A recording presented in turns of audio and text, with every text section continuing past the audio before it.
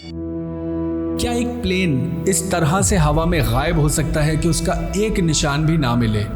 25 अगस्त 1989 Pakistan international airlines की परवाज PK-404 Gilgit से इस्लामाबाद के लिए उड़ान भरती है, लेकिन सिर्फ 9 मिनट के बाद ये प्लेन 54 मुसाफिरों के साथ हमेशा के लिए लापता हो जाता है।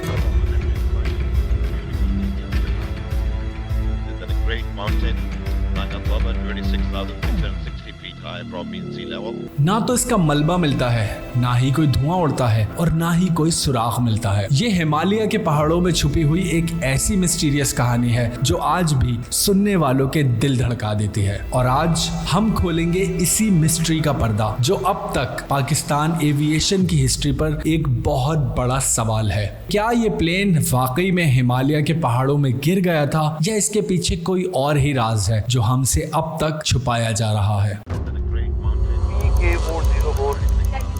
जहाज लापता हो।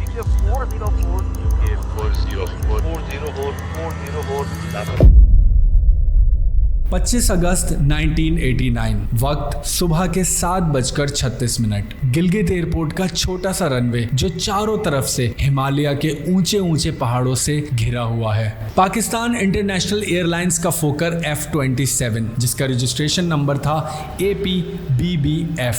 ये जहाज इस्लामाबाद रवानगी के लिए तैयार था। इस प्लेन में 49 मुसाफिर और 5 क्रू मेंबर मौजूद थे, यानी कि कुल मिलाकर 54 जिंदगियां। ये एक रूटीन फ्लाइट थी जो इस रूट पर पहले भी तकरीबन 98 ट्रिप सक्सेसफुली मुकम्मल कर चुकी थी। प्लेन के कैप्टन SS जुबैर एक काफी तजर्बेकार पायलट थे और उनके साथ को पायलट थे एहसन आफ्ताब बिलग्रामी जो पहले भी पाकिस्तान इंटरनेशनल एयरलाइंस का बोइंग 747 उड़ा चुके थे। सुबह का सूरज अभी पूरी तरह से नहीं चढ़ा था, लेकिन मौसम काफी साफ दिखाई दे रहा था। प्लेन ने 460 किलोमीटर पर आवर की रफ्तार से उड़ान भरी और शुरू में सब कुछ ठीक लग रहा था। Flight 404 was a Fokker F-27. उड़ान भरने के सिर्फ 5 मिनट बाद यानी 7:40 पर कैप्टन जुबैर ने एयर ट्रैफिक कंट्रोल से रेडियो पर राब्ता किया, जिसमें उन्होंने बताया कि हम बुंजी के करीब पहुंचने वाले हैं। लेकिन ये पैगाम उनका आखिरी पैगाम साबित हुआ। बुंजी गिलगित से 5 किलोमीटर दूर एक छोटा सा कस्बा है जो कि इस प्लेन का अगला चेक पॉइंट होना था। लेकिन इस आखिरी कॉल के बाद ही PK-404 की ये फ्लाइट हमेशा के लिए गायब हो गई। ATC ने बार बार इस प्लेन से कांटेक्ट करने की कोशिश बनाई, लेकिन जवाब में सिर्फ और सिर्फ खामोशी। इन्वेस्टिगेशन में पता लगा कि इस प्लेन से कोई भी मेडे कॉल नहीं दी गई थी। मेडे कॉल एक ऐसा रेडियो सिग्नल होता है जो पायलट सिर्फ उस वक्त भेजता है जब उसे खतरा महसूस हो। ये सिग्नल 3 मरतबा मेडे मेडे मेडे कहकर दिया जाता है ताकि सुनने वाले को पता लग जाए कि इमरजेंसी सीरियस है। मेडे मेडे मेडे पाकिस्तान 830। कंट्रोल टावर का जब इस प्लेन से राब्ता मुनक़ता हुआ तो ATC को ऐसा लगा कि इस प्लेन के साथ कोई हादसा हो गया है। इस रूट पर फौरन एक सर्च हेलीकॉप्टर भेजा गया जो हिमालय के ऊंचे और खतरनाक पहाड़ों के गिर्द चक्कर लगाता रहा। लेकिन 3 से 4 घंटे की कोशिश के बाद भी इस हेलीकॉप्टर को कुछ नहीं मिला और उसके बाद पाकिस्तान एयरफोर्स ने अपने C-130 प्लेन्स और 4 मजीद हेलीकॉप्टर्स को इसी रूट पर सर्च ऑपरेशन के लिए डिप्लॉय किया। यही नहीं बल्कि PIA के 2 मजीद प्लेन्स भी इसी सर्च ऑपरेशन में शामिल किए गए और दूसरी जानिब आर्मी के मुतादिक ट्रूप्स ने वॉलंटियर्स के साथ मिलकर पहाड़ों की चढ़ाइयाँ शुरू की। लेकिन इतने बड़े सर्च ऑपरेशन के बाद भी इस प्लेन का कोई नामो निशान नहीं मिल सका। आखिरकार पाकिस्तान ने इस सर्च ऑपरेशन में इंडिया से मदद मांग ली और इंडियन एयरफोर्स ने लाइन ऑफ कंट्रोल के उस पार अपना सर्च ऑपरेशन शुरू कर दिया। 4 दिन तक ये डिटेल्ड सर्च ऑपरेशन जारी रहा, हवा में, जमीन पर और यहाँ तक के पहाड़ों पर भी। लेकिन अब तक ना कोई मलबा मिला और ना ही किसी किस्म का सबूत। PK-404 की ये फ्लाइट तो जैसे हवा में ही कहीं गुम हो गई थी। PK-404 जहाज लापता हो।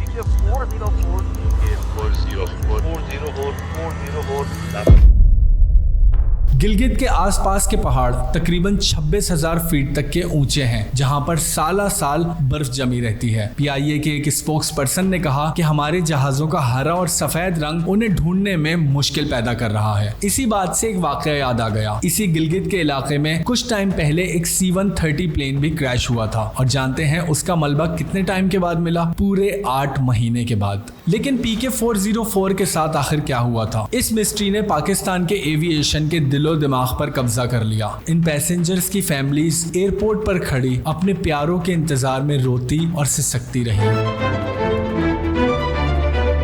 इन पैसेंजर्स में 2 फॉरेनर्स भी शामिल थे, यानी कि एक अमेरिका के फ्रीलांस जर्नलिस्ट पॉल मैकगोरियन और एक फॉरेनर खातून सिब्रिस, जिनकी नेशनैलिटी का अब तक कुछ पता नहीं लगा। 4 बच्चों वाली एक फैमिली भी मौजूद थी। इनके साथ ही एक ऐसा ब्राइट स्टूडेंट भी सफर कर रहा था जिसके वालिदैन उसके मुस्तकबिल के लिए बहुत ज्यादा पुरुमीद थे। उनके अहले खाना के लिए यकीनन ये गम एक दिन का नहीं बल्कि पूरी जिंदगी का था। नहीं, बिल्कुल नहीं। हुकूमत ने कोई कंपनसेट नहीं किया है कि हुकूमत ने ऑफिशियली डिक्लेयर ही नहीं किया कि इसके साथ हुआ क्या है, ये हिट हुआ है, ये हादसा हुआ है, क्या हुआ है, कुछ नहीं बताया है। जब इन सर्च ऑपरेशन से कुछ भी नहीं मिला तो थ्योरीज का बाजार गर्म हो गया। पहली थ्योरी जो सामने आई वो ये थी कि प्लेन में कुछ मैकेनिकल फेलियर था। फोकर F-27 एक 1962 मॉडल का पुराना जहाज था जो कि 44,524 घंटे का फ्लाइट टाइम पूरा कर चुका था। इसी वजह से शायद उसका इंजन फेल हो गया हो और ये प्लेन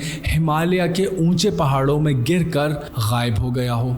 लेकिन अगर ऐसा था तो इसका मलबा क्यों नहीं मिला? जेट फ्यूल से तो बर्फ भी पिघल जाती है और जाहिर है इतना बड़ा प्लेन अगर कहीं गिरे तो धुआं भी उठता है, लेकिन इस फ्लाइट के केस में ऐसा कुछ भी नहीं हुआ था। दूसरी थ्योरी थी हाईजैकिंग की। लोगों ने तो ये भी कहा कि शायद कोई इस प्लेन को हाईजैक करके अफगानिस्तान ले गया है, बिल्कुल वैसे ही जैसे 1981 में PIA की फ्लाइट PK-326 भी हाईजैक हुई थी। और अगर आप चाहते हैं कि हम उस हाईजैकिंग पर भी एक डेडिकेटेड वीडियो बनाएं तो कमेंट सेक्शन में अपनी राय से जरूर आगाह कीजिए। खैर, जैसे जैसे इस सानेहे को दिन गुजरते गए और हाईजैकर्स की तरफ से कोई डिमांड कॉल नहीं आई तो ये हाईजैकिंग वाली थ्योरी भी धुंधली पड़ गई।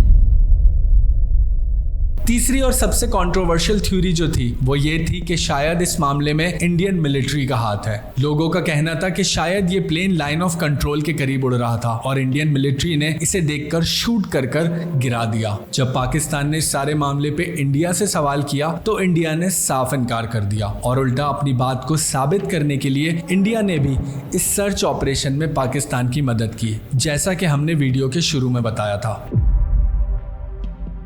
एक और पॉसिबिलिटी थी स्पेशल डिसोरिएंटेशन की, क्योंकि 1989 के उस दौर में सेकेंडरी रेडार नहीं हुआ करता था और गिलगित के रूट्स पर पायलट्स को विजुअली फ्लाई करना पड़ता था। प्राइमरी रेडार्स के सिग्नल अक्सर पहाड़ों से ब्लॉक हो जाया करते थे और शायद इसी वजह से इस प्लेन की भी पायलट की डायरेक्शन खराब हो गई हो और प्लेन शायद नांगा पर्वत से टकराकर तबाह हो गया हो, जो कि 26,000 फीट ऊंचाई वाली दुनिया की 9वीं सबसे ऊंची चोटी है। वैसे नांगा पर्वत को किलर माउंटेन भी कहा जाता है और उस दिन वहां पर क्लाइंबिंग करने वाले कुछ अमेरिकन क्लाइंबर्स ने बताया कि उन्होंने अपने ऊपर से एक प्लेन को फ्लाई करते हुए देखा था। लेकिन फिर भी एक सवाल जो सबको परेशान कर रहा था और वो ये था कि इस प्लेन का मलबा आखिर कहाँ गया।